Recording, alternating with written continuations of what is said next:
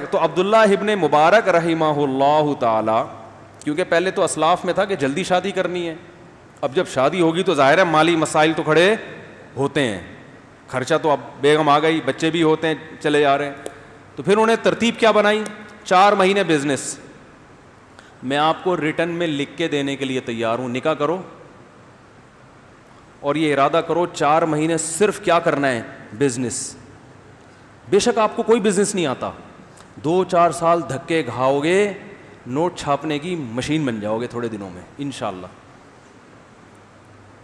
کماؤ پوت جو ہے نا, جس کو جاب کرنے والا کہتے ہیں, یہ ہمارے اسلاف کا طریقہ نہیں ہے. یہ انگریز جب ہندوستان میں آیا اس کو افراد چاہیے تھے, اس کے پاس افراد نہیں تھے نا, تو اس کو ملازمتوں کے لیے بندے چاہیے تھے. انہوں نے ہمیں تجارتوں سے ہٹا کے کہاں لگا دیا, کلرک بنا دیا کسی کو, ٹھیک ہے نا, کسی کو کچھ بنا دیا, کسی کو کچھ بنا, اور 1.5-2 لاکھ کوئی مینیجر بنا دیا. تو اس کو اب مینیجر کا ساری نالج سے فائدہ کون اٹھاتا ہے, وہ جس کی فیکٹری ہے یا جس کا بزنس ہے.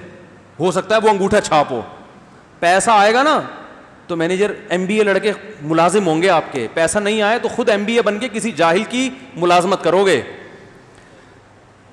کیا کریں یار, کوئی ڈنڈا منڈا ہونا چاہیے صرف دکھانے کے لیے. اب یہ ٹاپک چینج ہوتے ہیں نا, تو جس ٹاپک میں گھستا ہوں اس کو اگر ادھورا چھوڑ دوں تو پھر مسئلہ خراب ہو جائے گا. دیکھو آپ پڑھو ضرور, پڑھنے کا مقصد آپ کا نالج ہونا چاہیے. جو پڑھا لکھا آدمی ہے وہ معاشرے میں اچھا سروائیو کر سکتا ہے, لوگوں کو اچھا گائیڈ کر سکتا ہے. وہ بہت سی غلطی ہو, اس نیت سے پڑھو. پیسہ کمانے کے لیے اگر پڑھتے ہو تو بے وقوف ہو. پیسہ صرف کس میں رکھا ہے اللہ نے, تجارت میں رکھا ہے. سمجھتے ہو کہ نہیں سمجھتے؟ اور اپنی اولاد کو بزنس دے کے جاؤ, فری پھوکڑ میں تمہاری جگہ آ کے تم سے 2 ہاتھ آگے نکل جائیں گے. آپ ڈاکٹر بنے, اپنے بچے کو ڈاکٹر بنا کے جاؤ گے نا, تو اس کو اتنی ہی محنت کرنی پڑے گی جتنی آپ نے کی ہے. وہ 0 سے شروع ہوگا. لیکن بزنس دے کے جاؤ گے تو جو آپ کا آخری اسٹیپ ہوگا بچے کا, وہ پہلا ہوگا. اور 3-4 نسلوں کے بعد خود سوچ لو کیا ہوگا. وہ سارے تجربے کر کر کے مختلف لوگوں کو پہنانا سیکھ جائیں گے. مختلف چیزیں تجارت میں پہنائی جاتی ہیں نا, یہ گائے قربانی کی خریدی, اس کو پہنا دی, یہ پلاٹ خریدا, اس کو پہنا دیا. تو وہ پہنا کے ماسٹر ہو جائیں گے کہ کس کو کس وقت کیا چیز پہنانی. سمجھتے ہو کہ نہیں سمجھتے ہو؟ تو اس لیے تجارت کیا کرو. اور ایک دم سے نہیں ہو جاتا, شروع میں تو دھکے. اور تجارت کے لیے یہ بھی سوچتے ہو اتنا پیسہ کہاں سے لائیں, تو یہ تو بے وقوفی کی بات ہے. تجارت میں تو پہنانا آنا چاہیے. ادھر سے لیا, اس کو پہنا کے کمیشن لیا, پتلی گلی سے نکل لیے. ٹھیک ہے, تو پیسہ انویسٹ کرنے کی حماقت کبھی بھی نہیں کرنا ہے. کیونکہ آپ کو تجارت آتی نہیں ہے, 1 کروڑ انویسٹ کر کے وہ ڈوب گئے, پھر تو گئے کام سے. انویسٹمنٹ اس بزنس میں کریں جس کا آپ کو تجربہ اچھا خاصا ہو چکا ہو, اس بزنس میں انویسٹمنٹ کرو آپ, پھر فائدہ ہے. تو بات یہ چل رہی تھی کہ اچھا آپ اگر وہ ہمارے بھائی بیٹھے ہوئے ہیں نا, وہ میکینک ہیں ماشاءاللہ کار کے, تو وہ بھی سوچ رہے ہوں گے میں بزنس کیسے کروں. بھائی آپ نے ورک شاپ کھولی ہوئی ہے, ساتھ ساتھ گاڑیاں خرید کے بیچنا بھی شروع کر دیں. ٹھیک ہے نا, بزنس میں اللہ نے برکت رکھی ہے. 9 اعشار امتی فی التجارہ او کما قال صلی اللہ علیہ وسلم. اگرچہ روایت کی سند پہ کلام ہے, نبی صلی اللہ علیہ وسلم نے فرمایا کہ میری امت کے 10 میں سے 9 حصے رزق اللہ نے تجارت میں رکھا ہے. سمجھتے ہو گے نہیں سمجھتے ہو؟ تو ساتھ ساتھ جاب کے ساتھ سائڈ میں چلاتے رہو کچھ نہ کچھ. پہنانا ہی تو ہے نا, گاڑی خریدی پہنا دی کسی کو. ٹھیک, تو اس میں آدمی محنت کرے. تو عبداللہ ابن مبارک رحمہ اللہ تعالی وہ کیا کرتے تھے, 4 مہینے صرف اور صرف بزنس. اب یہ نہیں کہ بزنس ہی کے ہو کے رہ گیا, باقی کوئی کام ہی نہیں ہے. تو 4 مہینے تجارت سے جو ارننگ ہوتی تھی وہ اپنے بیوی بچوں کے لیے. بھائی اب سال بھر بیٹھ کے کھانا ہے.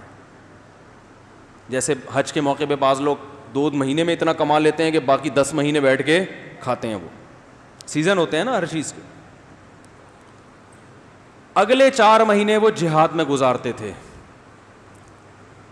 اسلامی سرحدیں پھیل رہی تھیں اس وقت, بڑی بہادری کے جوہر دکھائے انہوں نے لڑائیوں میں, اور مزید 4 مہینے 24 گھنٹے علم, تبھی بہت بڑے محدث بنے, عربی ادب کے بہت بڑے شاعر بنے. اور یہ بچپن سے ابا کی تربیت بھی, ایک شعر کی یاد کرنے پر ابا 1 درہم دیتے تھے ان کو.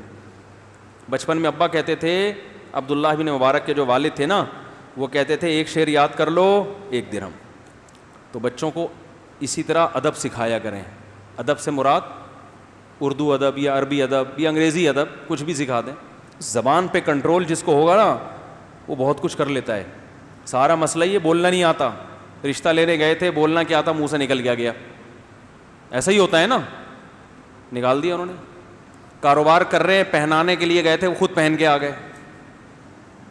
بھائی جو بولتا ہے نا وہی, اسی کا پلہ کیا ہوتا ہے, قوت گویائی, اسپیکنگ پاور.